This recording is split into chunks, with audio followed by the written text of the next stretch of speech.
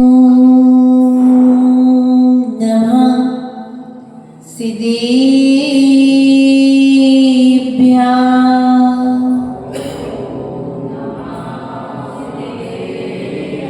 ॐ नमः सिद्धेभ्यः।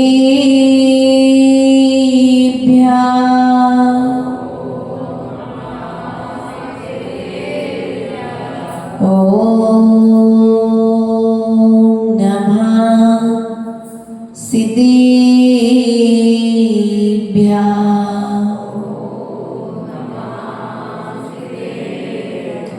नमो हरिहन्ताणं नमो सिद्धाणं नमो हरियाणं नमो जायाणं नमो लोवे संवसागुणम्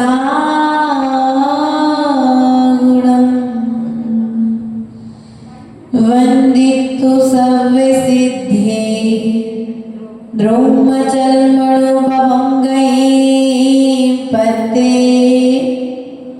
भोक्ष्यामि समय पावण मिणमो स्वय केवली बडिदम्।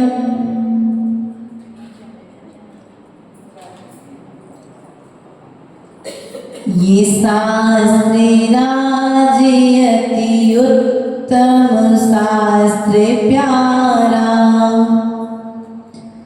जो भी लिखा सच लिखा गुरु ने उचारा। जो जो रहस्य इसमें गुरु आप खोलो, मैं मौन हूँ अभी यहाँ गुरु आप बोलो। बोले अनंत अनंत सिद्ध परमेश्वर भगवान की, देवादिदेव मूलय आदिनाथ भगवान की, देवादिदेव मुनीश्वर नाथ भगवान की, देवादिदेव शासन नायक महावीर स्वामी की, आचार्य भगवंत कुंद कुंद स्वामी की, आचार्य भगवंत विराग सागर विशुद्ध सागर विभव सागर जी महाराज की, द्वादशांक जिनवाणी माता की।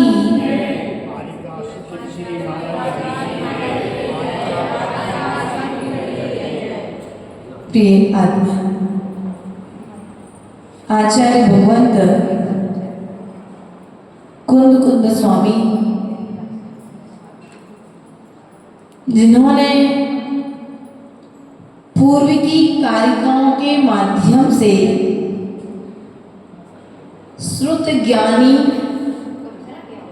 और श्रुत केवली के विषय में हमारे लिए ज्ञान लाया था। श्रुत ज्ञानी किसे कहते हैं और श्रुत केवली किसे कहते हैं, अर्थात श्रुत ज्ञानी तो प्रत्येक जीव हो सकता है, लेकिन श्रुत केवली वही जीव होगा जो विषय कसायों से विहीन होगा, जो विषय कसायों से सहित है, जिसके तन पर अभी वासना का वस्त्र पड़ा हुआ है। ऐसा नग्न पुरुष श्रुत केवली नहीं हो सकता। इसलिए वस्त्र उतर जाए ये अच्छी बात है, लेकिन वस्त्रों के साथ साथ में वासनाएं कितनी उतरी हैं? यदि वासनाएं नहीं उतरी तो वस्त्र उतारना सार्थक नहीं हुआ। वस्त्र उतारने की सिद्धि वासना उतारने पर होगी। विषयों की उतरने पर होगी, अर्थात श्रुत ज्ञान का फल श्रुत केवली रूप में तब मिलेगा जब तुम्हें भीतर में आत्मा की अनुभूति होगी। रसगुल्ला खाया राजकुमार जी, स्वाद आया मुंह में? नाम लेते ही रसगुल्ले का स्वाद आ जाता है, माता इमली का स्वाद आ जाता ना, नाम लेते ही इमली का स्वाद आ जाता है, नाम लेते ही रसगुल्ले का स्वाद आपके मुख में आ जाता है। सोते समय कभी खाया? जागते जागते तो सबने खाया, लेकिन सोने के बाद में भी क्या रसगुल्ले का स्वाद लिया? कैसे? स्मरण से। क्यों भैया? स्मरण से आपने सोते हुए भी स्वप्न के माध्यम से रसगुल्ला खाया नहीं है, लेकिन फिर भी रसगुल्ले का स्वाद ले लिया। तो जो रसगुल्ले का स्वाद जागृत अवस्था में आया था, वही स्वाद सोते समय में आया कि नहीं आया? स्वाद में अंतर नहीं होगा। जो स्वाद तुमने जागते में लिया है, वही स्वाद सोते में आएगा। तो हमारा कहने का तात्पर्य आपसे इतना ही है कि जो स्वाद तुम अभी जिनवाणी को सुनते समय ले रहे हो, वही स्वाद जब तुम सामय करने बैठोगे तो निश्चित ही इस आत्मा का स्वाद आएगा। प्रिय बंधु, चंदन की खुशबू कब फैलती है? आदि है हवा जब चलती है तो चंदन की खुशबू भी वन को महका देती है।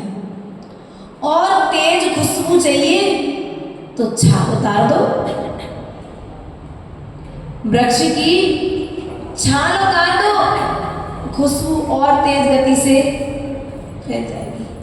उसी प्रकार से आचार्य भगवत कह रहे हैं कि इस जो आत्मा पर कर्मों की छाल लगी है, इस छाल को हटा दो, तुम्हारा शुद्ध स्वरूप तुम्हारे लिए दिखने लग जाएगा। शुद्ध स्वरूप को देखना है तो कर्मों की छाल को उतारो। चंदन की खुशबू को लेना है तो पहले वासना के वस्त्रों को उतारो। प्रिय बंधुओं, हमें श्रुत केवली पने को प्राप्त होना है। तो आचार्य भगवान कहते हैं अपने श्रुत ज्ञान को शुद्ध करो।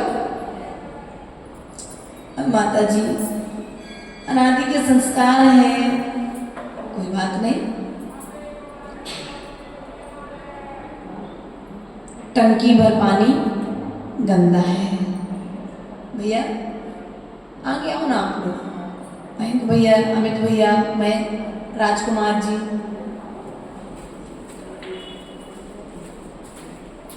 टंकी का पानी गंदा है माताओं, टंकी का पानी गंदा है। अब टंकी का पानी गंदा है, इस बात को तुमने जान लिया ना। अब जानने के बाद में जितना पानी गंदा है, क्या उतनी ही फिटकरी जल को स्वच्छ करने के लिए चाहिए? हाँ, एक छोटा सा टुकड़ा 5 ग्राम का टंकी भर पानी में चला दो, डालना नहीं है, एक बार घुमा मात्र दो, वो टंकी भर पानी स्वच्छ। उसी प्रकार से जो अनादि काल के हमारे कुश्रुत संस्कार हैं, ज्ञान जो कुज्ञान में परिवर्तित होकर के हमने संकलित करके रखा है संस्कारों के बस होकर के, तो उस कुज्ञान को सुज्ञान में यदि परिवर्तित करना है तो आचार्य भगवत कहते हैं इस समय सार का सहारा। तुम्हारा ज्ञान भी सम्यक ज्ञान में परिवर्तित हो जाएगा। जितना जल है उतनी फिटकरी की जरूरत नहीं है, जिस प्रकार से जितना ज्ञान है उतने ज्ञान की जरूरत नहीं है।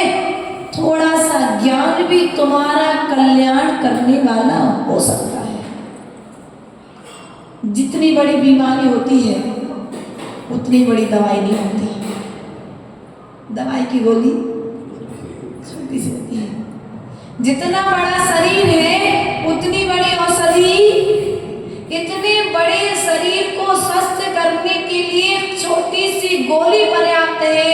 उसी प्रकार से अनादि काल के पाप के संस्कारों को छुड़ाने के लिए मात्र यह जिनवाणी सक्षम है। इसलिए एक जिनवाणी कि दो जिनवाणी कि तीन जिनवाणी। आचार्य भगवान कहते हैं चारों अनुयोगों में से किसी भी एक अनुयोग का तुम सहारा ले लो। गाय के थन देखे कितने होते हैं?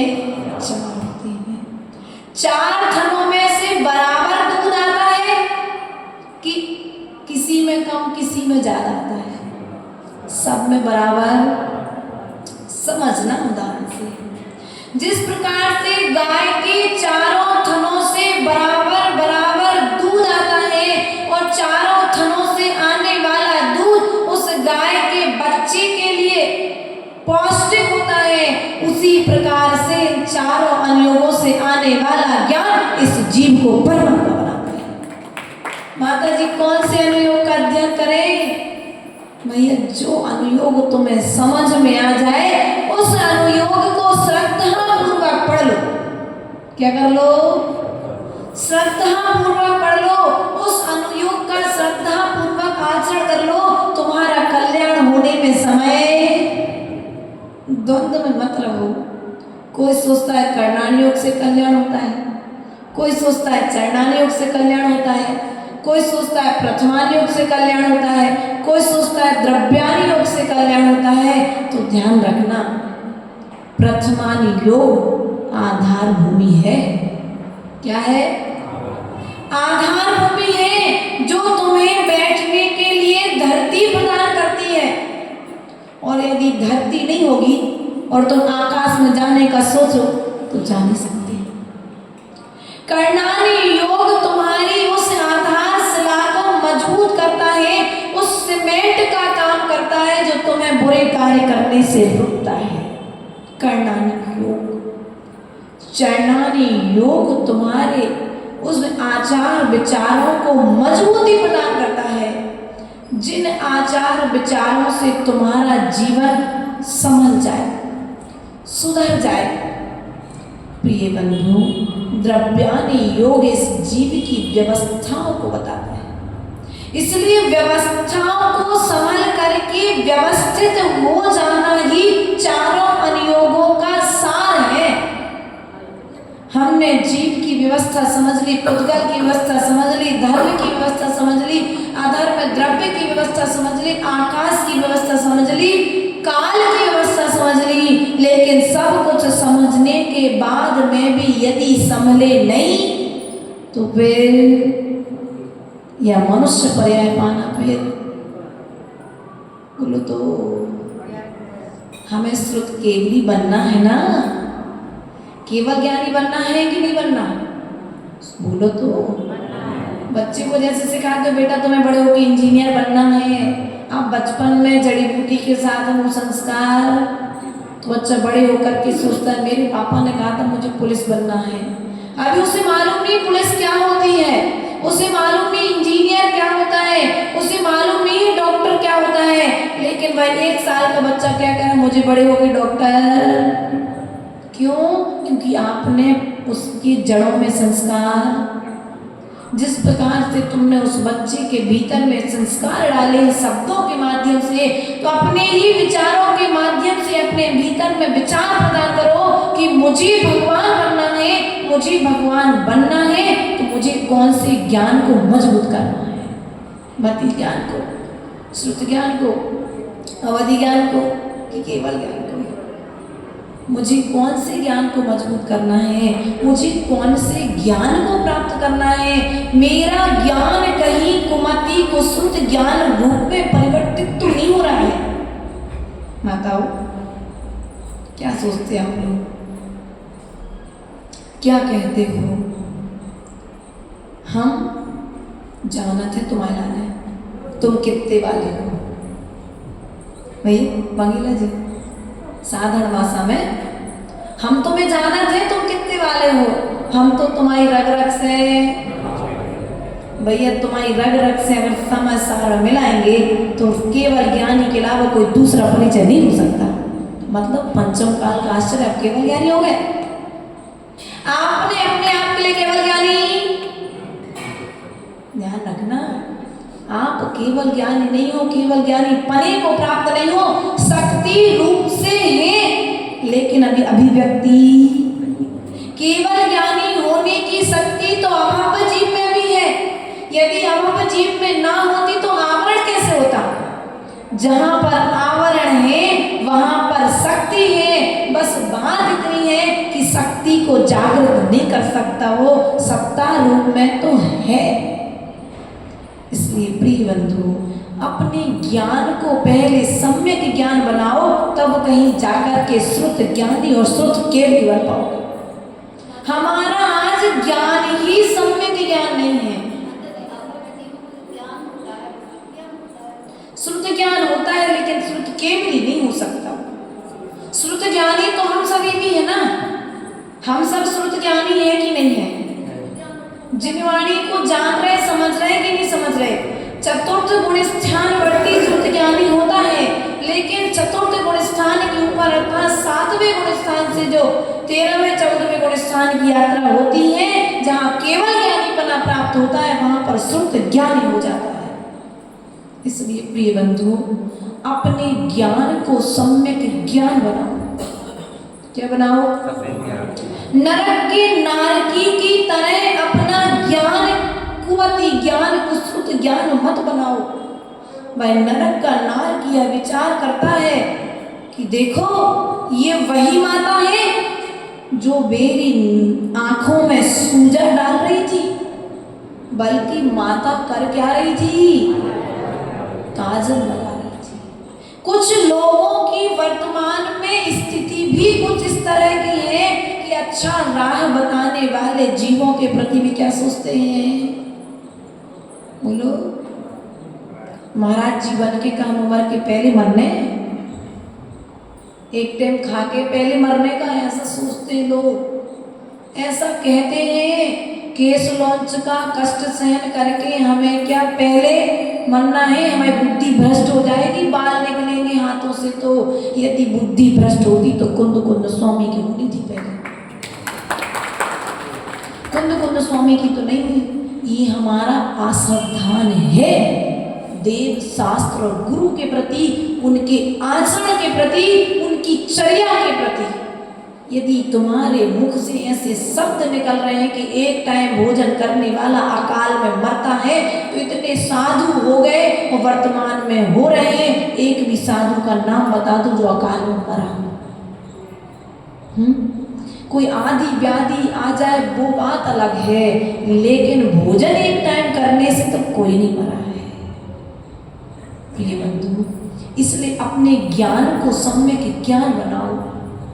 हम राग के वशीभूत होकर के अपने अज्ञान के कारण पता नहीं क्या क्या कह देते हैं, और जो जो कहते हैं अशुभ कहते हैं, और अशुभ कहते हैं तो वह अशुभ मुझे अशुभ में प्रवृत्ति कराता है, और जो अशुभ में प्रवृत्ति करता है वह अशुभ गति को प्राप्त करता है। क्योंकि जैसी मति सो वैसी गति, ये कहावत तो हमने सुनी है। इसलिए अपनी मति अर्थात अपने मति ज्ञान को संभालो। यदि मति ज्ञान संभल गया तो श्रुत ज्ञान संभल जाएगा, और श्रुत ज्ञान संभल गया तो तुम्हारा जीवन संभल जाएगा। प्रिय बंधु, आचार्य भगवान मति ज्ञान और श्रुत ज्ञान की चर्चा यहाँ पर, श्रुत केवली की चर्चा यहाँ पर कर रहे थे।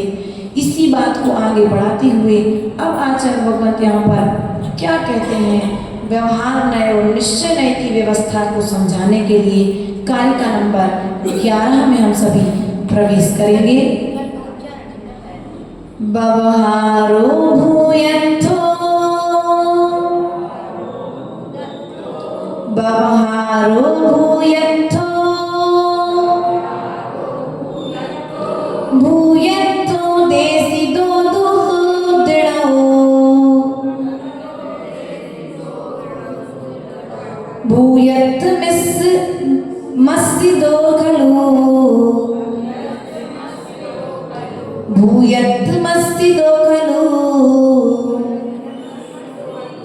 सम्माइठी हवई जीवो, अर्थात व्यवहार नय की अपेक्षा से अभूतार्थ है और शुद्ध नय की अपेक्षा से भूतार्थ है। दर्शितः ऋषियों ने दर्शाया है। क्या कहा? कौन है? जो जीव भूतार्थ के आश्रित है वह जीव निश्चय नय से शुद्ध सम्यक दृष्टि है। क्या कहा? भूतार्थ नय अर्थात निश्चय नय, अभूतार्थ नय अर्थात व्यवहार नय। जो अभूतार्थ नय है वह व्यवहार नय है, और व्यवहार नय हमने आपको बताया है अशुद्ध नय। कौन सा नय? अशुद्ध नय, अभेद नय, अर्थात जो अभेद की व्यवक्षा को जो बता रहा है, जो अभी शुद्ध का ज्ञान कराने के लिए पहले आपको यह ज्ञान होना चाहिए कि जल गंदा है। क्या होगा? जब आपको जल गंदा है तब इस बात का ज्ञान होगा, तभी तो आप शुद्ध करने की विधि जानोगे। और जब तक आपको ये ज्ञान ही नहीं होगा कि जल गंदा है तो फिर फिटकरी लेने का हो जाओगे। उसी प्रकार से आचार्य भगवत यहाँ पर कहते हैं कि यह जो जीव है शुद्ध निश्चय है, अर्थात भूतार्थ नय की अपेक्षा से यह जीव सम्यक दृष्टि है। कैसा है जीव? सम्यक दृष्टि है। मिथ्यात्व के हमने आपको भेद बताया था ना मिथ्यात्व के विषय में। यह जीव संसार में भटकता आ रहा है क्योंकि वह अभी निश्चय सम्यक को प्राप्त नहीं हुआ है। किसको प्राप्त नहीं हुआ है? निश्चय सम्यक को प्राप्त। अब निश्चय सम्यक तो प्राप्त होगा कैसे? तो तुम्हें पहले व्यवहार का पूर्ण ज्ञान होना आवश्यक है। जब तुम व्यवहार में जी करके व्यवहार से परे चले जाओगे तब कहीं जाकर के तुम्हारे निश्चय की यात्रा प्रारंभ होगी। भूतार्थ नय और अभूतार्थ नय। घी का घड़ा, क्या का घड़ा? क्या घी का घड़ा होता है? बोलो क्यों? आपने तो कहा ना बेटा अचार का डब्बा ले आओ, तो डब्बा तो प्लास्टिक का था कि अचार का था? घड़ा मट्टी का था कि घी का था? लेकिन आपने क्या कहा? ये जो व्यवहार की जो कथन शैली चल रही है, ये जो तुम्हारी अशुद्ध अवस्था है, लेकिन फिर भी आपको भीतर में ज्ञान है कि घी का घड़ा नहीं हो सकता है। ये जो आपको विश्वास है यह निश्चय सम्यक दृष्टि है। पानी का गिलास ले आओ। पानी का गिलास होता है क्या? नहीं होता ना। गिलास स्टील का होता है, गिलास कांच का होता है, गिलास प्लास्टिक का होता है, गिलास मिट्टी का होता है, कभी पानी का गिलास नहीं होता है। लेकिन व्यवहार व्यवस्था को चलाने के लिए जिस पात्र में जिस चीज की बहुलता है, उस बहुलता को ध्यान रखते हुए वर्तमान में कथन किया जाता है। तो क्या कह दिया आपने? घी का घड़ा लेकर के आ जाओ। अर्थात जो ये क्या है? अभूतार्थ नय है। कौन सा नय है? अभूतार्थ नय है। और घी जो है यह जो शुद्ध अवस्था का तुम्हें भीतरी ज्ञान है वह निश्चय अर्थात भूतार्थ नय है। यह जो स्थिति है यह शुद्ध सम्यक दृष्टि की स्थिति है। उसी प्रकार से तुम इस बात को भी जानो। कौन सी बात को? जिस प्रकार से घी का घड़ा नहीं होता है, उसी प्रकार से यह जो आत्मा है यह आत्मा कभी संसारी नहीं होती है। जिस प्रकार से घी अलग है और मट्टी का घड़ा अलग है, उसी प्रकार से हमारी आत्मा अलग है और हमारा शरीर अलग है। मात्र मात्र इतनी सी बात को समझाने के लिए आचार्य भगवंत कितने सारे नयों का प्रयोग कर रहे हैं। भूतार्थ नय, कभी अभूतार्थ नय, कभी द्रव्यार्थिक नय, कभी पर्यार्थिक नय, आदि आदि व्यवस्थाओं को हमें समझाने जा रहे हैं। मात्र बनाने के लिए, क्या बनाने के लिए? सम्यक दृष्टि बनाने के लिए। क्या बनाने उन्हें हमें? हम सम्मा इट्ठी जीवो भूतार्थ विश्वदो घनु, सम्मा इट्ठी जीवो अर्थात ऋषियों ने निश्चय से क्या कहा है? उसे सम्यक दृष्टि भूतार्थ नय से ऐसे जीव के लिए सम्यक दृष्टि जो भेद विज्ञानी है वो सम्यक दृष्टि नहीं हो सकता। ये जो भेद भावी है वो सम्यक दृष्टि नहीं हो सकता। जो भेद विज्ञानी है वह हमेशा से सम्यक दृष्टि आज उस भेद अवस्था को प्राप्त नहीं होगा, लेकिन उसे इस बात का तो ज्ञान है कि आत्मा अलग है और शरीर अलग है। मात्र इतनी सी बात सीख जाओ, संसार से पार होने में समय नहीं लगेगा। प्रिय बंधुओं, भगवान कहाँ पर बना जा सकता है? भगवान कहाँ पर बना जा सकता है? सिद्धर भैया, भगवान बनने की यात्रा तो नरक गति का जीव भी प्रारंभ कर सकता है। जाति स्मरण, वेदना अनुभूति, धर्म श्रवण आदि के माध्यम से त्रेंच गति का जीव भी भगवान बनने की यात्रा कर सकता है। देव गति का जीव भी भगवान बनने की यात्रा प्रारंभ कर सकता है। लेकिन विशेषता इतनी है कि ये जो तीन गति के जीव हैं ये भगवान बनने की यात्रा अपनी अपनी गति के अनुसार कर सकते हैं, लेकिन मनुष्य गति की विशेषता है कि भगवान बन सकता है। प्रयास और पुरुषार्थ करें तो सिद्धि होगी, बिना पुरुषार्थ के सिद्धि होने वाली नहीं है। बिना पुरुषार्थ के तो माता रोटी भी नहीं बनती, बिना पुरुषार्थ के तो रसगुल्ला भी नहीं बनता। और फिर तुम चाहते हो कि तुम्हारी आत्मा भगवान बन जाए तो कैसे बनेगी? तुम रसगुल्ला बनाने के लिए वही सामग्री रखते हो जो योग्य है। अब रसगुल्ला बनाना है, शक्कर नहीं हो तो नमक डालेंगे तो कैसे बनेगा रसगुल्ला? नहीं बन सकता ना। अब तुम्हें भगवान बनना है, हम कह रहे हैं कि राग से रहित भावों को भीतर में प्रवेश कराओ। तुम करो नहीं, थोड़ा सा तो राग चलेगा तो कल्याण होने वाला नहीं है।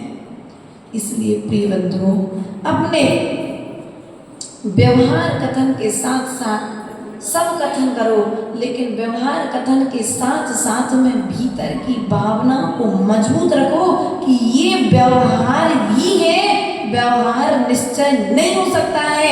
मैं व्यवहार में कथन कर रहा हूँ लेकिन निश्चय में तो मुझे एक दिन इन सबसे भिन्न होना पड़ेगा। जो भगवान बनने की जो यात्रा है, आचार्य भगवान कहते हैं भगवान कहीं स्पेशल कोई स्थान नहीं है बनने का। भगवान बनना है तो शमशान भूमि में बैठ कर के साधना करने वाले जीव भी भगवान बन गए। क्या मंदिर में आना तो ये एक व्यवहार की क्रियाएं चल रही हैं। पूजा करना क्रिया है बाहर में, ये क्रिया तुम्हारे लिए आधार है, लेकिन तुम क्रिया को ही सब कुछ मान करके बैठ जाओ। बताओ, यदि तुम पूजा को ही तुम मोक्ष मान लो, पूजा मोक्ष का साधन है, दान मोक्ष का साधन है, मोक्ष नहीं है। क्या कहा कुंद कुंद स्वामी कह रहे, ये जो जिनवाणी का स्वाध्याय है ये आत्मा की सिद्धि कराने का साधन है, लेकिन मोक्ष नहीं है। ये सीढ़ी है जीना, समझते ना आप लोग? ये मात्र जो 6 आवश्यक कर्तव्य हैं, ये तुम्हारे लिए मोक्ष की सीढ़ी है, मोक्ष नहीं है। और हमारी स्थिति क्या है? हमने सीढ़ी को ही मोक्ष मान लिया है। क्या मान लिया माताओं? हमने पूजा करना प्रारंभ कर दी, अभिषेक करना प्रारंभ कर दिया, हमने स्वाध्याय करना प्रारंभ कर दिया, मतलब हम भगवान नहीं, अभी भगवान नहीं हुए। अभी तो फैक्ट्री में माल आया है, मशीन में डला है, डलने के बाद क्या होगा? मशीन में जाने के बाद में भी माल शुद्ध होगा, शुद्ध होने के बाद में फिर पैकिंग होकर के बाहर। लेकिन हमने क्या किया? बस मशीन में माल गया कि हमने मान लिया कि पैकिंग, अभी पैकिंग नहीं हुई, अभी शुद्धि होगी। शक्कर के लाडू बनाते हो ना माता, तो क्या करते हो? शक्कर की शुद्धि के लिए पूरा बनाते हो, जा घोलते हो। हाँ, पूरी विधि बताएंगे। घोलते हैं, छानते हैं, उबालते हैं, उसके बाद उसमें काला काला कचरा, थोड़ी सी शक्कर भी काली। अब वो काली जो शक्कर तुमको दिख रही है, उस काली शक्कर को सफेद करने के लिए क्या करते हो? हैं? कोई थोड़ा सा दूध डाल देता है, कोई थोड़ी सी फिटकरी थोड़ा घुमा देता है, कोई उस काली शक्कर को साफ करने के लिए थोड़ा सा चूना घुमा देता है, नींबू भी कर देता है, चूने का प्रयोग भी होता है किन्हीं किन्हीं क्षेत्रों में। तो क्या होता है? उससे शक्कर हल्की सी साफ हो जाती है। बतेसा बनाने वालों से पूछो, खटनी वालों से पूछो जो बतेसा बनाते हैं, तो उस शक्कर को शुद्ध करने के लिए हम बाहरी प्रयोग कर रहे हैं। आचार्य भगवान कहते हैं उस शक्कर को साफ करने के लिए तुम्हें नींबू की, दूध की, फिटकरी की आवश्यकता पड़ रही है, लेकिन आत्मा को साफ करने के लिए इन बाहरी वस्तुओं की आवश्यकता नहीं है। मात्र तुम्हारे भीतर में जो तुम्हारे परिणाम हैं, उन परिणामों को ही भीतर में शुद्ध तरीके से डालने की आवश्यकता है। इसलिए अपने परिणामों को शुद्ध करो। किसको शुद्ध करना है माताओं? हमारे परिणाम इतने अशुद्ध हो चुके हैं कि हमारा ज्ञान इतना नेगेटिव हो चुका है कि हमें कोई यदि पॉजिटिव बात भी बताए तो हमें विश्वास नहीं होता ना। और जब विश्वास नहीं होता है तो कल्याण होने वाला। मनीष भैया, बात समझ में आ रही? मंदिर में बैठ के भगवान बनोगे, इस बात की कोई गारंटी नहीं लिखी कोई भी शास्त्र में। मंदिर में बैठने वाला वह सेठ अपनी ही बावड़ी का मेढक हो गया। क्या माताओं? अपनी ही बावड़ी का मेढक। योग तो अच्छा था, संयोग तो अच्छा मिला था, लेकिन उपयोग क्या हुआ? उपयोग भटक गया। चातुर्मास का योग तो अच्छा मिला, माता जी का संयोग तो अच्छा मिला, लेकिन उपयोग की दशा भटक गई। और उपयोग की दशा भटकी तो संसार में भटक गए। यदि तो मंदिर में आने के बाद में भी, गुरु चरणों में आने के बाद में भी, शास्त्र सभा को सुनने के बाद में भी यदि उपयोग को नहीं संभाल पाए तो मैं संसार के दुखों से कोई नहीं बचा सकता। हमारे जितने आचार्य हुए हैं, जितने आचार्य भगवंत जो भगवान बन चुके हैं, उन सभी ने योग और संयोग के मिलने पर भी अपने उपयोग को संभाला है। और हमारी स्थिति यह है कि हम बाहरी वस्तुओं को संभालने में लगे हैं अपने उपयोग को छोड़ करके। हमारी दृष्टि अपने उपयोग की ओर है ही नहीं। हाथ पे हाथ धरकर बैठ जाओ, ये बाहरी क्रिया है, लेकिन अंतरंग में क्रिया क्या चल रही है? एक मुनिराज बैठे सामय कर रहे थे। पहले फल चढ़ते थे साधुओं के लिए, है ना, और सामय करने बैठे और एक श्रावक ने आकर के मुनिराज के चरणों में खरबूजा चढ़ा दिया। क्या चढ़ा दिया? खरबूजा चढ़ा दिया। अब वह खरबूजा उस व्यक्ति ने जब चढ़ाया तो क्या हुआ? चीटी नहीं हुई माताओं। मुनिराज के मन में विकल्प आ गया कि ऐसा खरबूजा यदि आहार में मिल जाए क्या विकल्प आ गया? आहार में यदि ऐसा सुगंधित खरबूजा मिल जाए तो आनंद आ जाए। खरबूजा तो नहीं मिला आहार में, लेकिन उसी समय मुनिराज ने निदान बंद कर लिया और खरबूजे में जाकर के कीड़ा हो गया। क्या हुआ?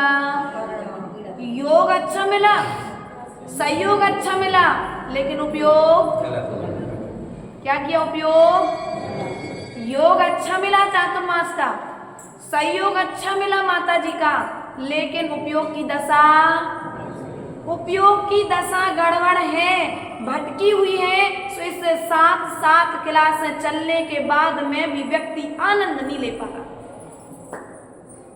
आनंद नहीं आ रहा। चातुर्मास चल रहा है, क्यों नहीं आ रहा आनंद? क्योंकि भीतर में अभी उपयोग। यदि भीतर की बीमारी को ठीक करना है तो आचार्य भगवान कहते हैं बाहरी किसी ताकत में, बाहरी किसी वस्तु में ताकत नहीं है। तुम अपने भीतर के परिणाम को संभाल लो, तुम्हारी परिणति बदल जाएगी और परिणति वाली तुम्हारी पर्याय भी बदल जाएगी। यह निश्चय नय, व्यवहार नय, समय सार, भूतार्थ नय, भूतार्थ नय, सबका सार एक ही है। तुम्हारा उपयोग संभला तो तुम्हारा जीवन संभल जाएगा, तुम्हारा उपयोग भटका तो पूरा जीवन बिगड़ जाएगा। इसलिए अपने उपयोग को संभालो। किसको संभालना है? अपने उपयोग को संभालो। तुम्हारा कल्याण किन कार्यों से होना है? मनीष भैया, आपका कल्याण किन कार्यों से होना है? माता जी किसकी है?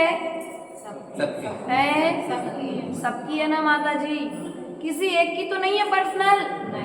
आचार्य भगवान कहते हैं जिस प्रकार से साधु सबकी हुआ करते हैं, उसी प्रकार से तुम्हारी आत्मा भी तुम्हारी अपनी है। इस आत्मा की ओर में एक बार दृष्टि लेकर के जाओ। तुमने हमें अपना क्यों माना? हमें अपना क्यों माना? बोलो, राग से? हमारे हित की बात बोलते हैं। हमारे हित की बात। हाँ, अध्यक्ष महोदय बता रहे हैं हम अपना कल्याण कर रहे हैं, इसलिए आप हमसे संबंध जोड़ रहे हो, जोड़ रहे ना? हम कल्याण के मार्ग पर लगे हुए हैं, श्रेष्ठ मार्ग पर लगे हुए हैं, इसलिए आप हमसे संबंध। और यदि हम कुमार्ग पर होते तो भैया हम दिया ना, तुमको आओ और हमको आए, बाजू से निकलते तो मुंह फेर लेते। लेकिन आपको इस बात का विश्वास है कि हमें यहाँ पर कल्याण की बात सुनने, तो आप सब कार्य छोड़कर के 8:30 बजते सभा में आ जाते हो। तो आचार्य भगवान कहते हैं ये जो तुम्हारा पुरुषार्थ किया जा रहा है बाहरी पुरुषार्थ है। कौन सा पुरुषार्थ है? ये जो बाहरी पुरुषार्थ है यह तुम्हें भीतर में ले जाने वाला है, भीतर की यात्रा करा रहा है। आनंद शरीर को नहीं आ रहा है समय साथ सुनने में, आनंद आत्मा को आ रहा है। इसलिए तुम 8:30 बजे भगे भगे आ रहे, कटरा से मंगेला जी। नींद खुलते ही बच्चे 7 बजे से क्लास में भग रहे, शाम को 6:30 बजते ही बच्चे क्लास में आ रहे। आनंद किस चीज का आ रहा है? आत्मा को आनंद आ रहा है। इसलिए क्या हो रहा है, सब लोग जिसकी जो क्लास है उस क्लास में समय पर, दोपहर में देखो 100 लोगों की भीड़, शाम को देखो 100 बच्चों की भीड़, सुबह देखो तो बच्चों की भीड़, प्रवचन में देखो तो क्यों? क्योंकि आत्मा की बात सुनने को मिली, जो कभी नहीं मिली, कहीं नहीं मिली, वो बात आज इस समय सार के माध्यम से हमें सुनने मिल रही है। गृहस्थी की बातें तो सब जानते हैं, लेकिन आत्मा की बात कौन सुनाएगा? आत्मा की बात कौन बताएगा? तो आचार्य भगवान कहते हैं आत्मा की बात समय सार ग्रंथ बताएगा। तुम्हारी आत्मा कैसी है और इस आत्मा को तुम्हें कहाँ लेकर के जाना है, यह बात बताने वाला कौन है? समय सार है। इसलिए प्रिय बंधु, प्रयास और पुरुषार्थ करो इस तन को स्वच्छ तो हमने अनादि काल से किया है, लेकिन समय सार की वासना में आने का सार है, यदि तुम्हारा मन स्वच्छ हो गया तो समय सार की वासना करना सार्थक हो गया। जल के माध्यम से